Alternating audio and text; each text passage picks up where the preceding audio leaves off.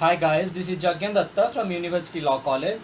I am today here with a lecture video on the topic sale, which is described under the section 54 of Transfer of Property Act 1882. So guys, let's move forward to the definitions of sale. Sale literally means that voluntarily transfer of a property from one person to another with a consideration that is called price. And also in another definition we can say that sale is an agreement whereby the seller transfers the property in goods to the buyer for a consideration that is known as price. When we see the section 54 of the Transfer of Property Act 1882, the sale is defined as follows. Sale is a transfer of property in exchange with a money that is partly paid, promised or partly promised. But while dealing with this valid sale, there must be the absolute transfer of the property.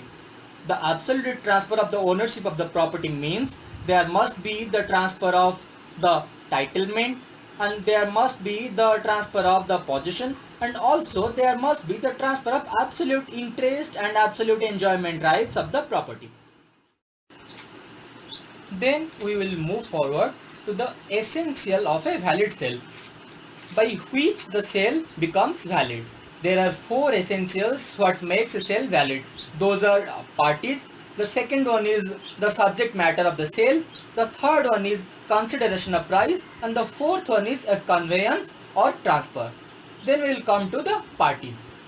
In the parties, there must be two parties present in a sale, and also the seller have a right to transfer, and the buyer should be qualified before the eyes of law to be a transferee, and also both the parties must be competent to the contract under the section 11 of Indian Contract Act.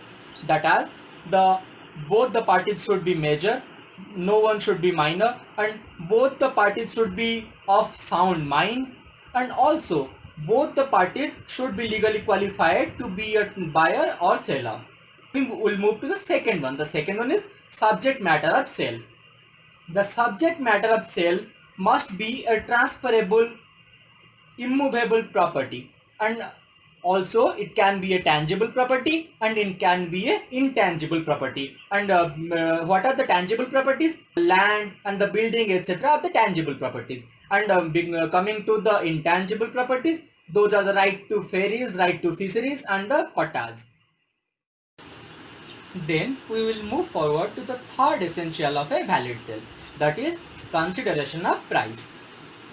A transfer of ownership will be a sale only when the consideration of such a transfer is a price paid, part paid promised, or part promised by the transferee.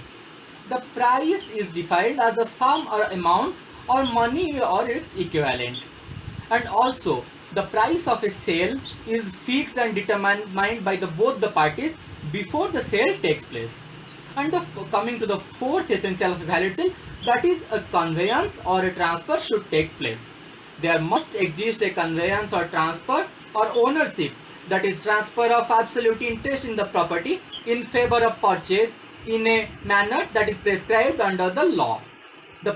Coming to the price, when the price of the sale is below rupees 100, then it is not necessary that you should register the sale. But when the sale is above the price of rupees 100, you should register and you should get a registered deed for that. Thank you for watching my video with patience. Please let me know if you have any queries. Like, share and subscribe our channel, and stay tuned for further updates.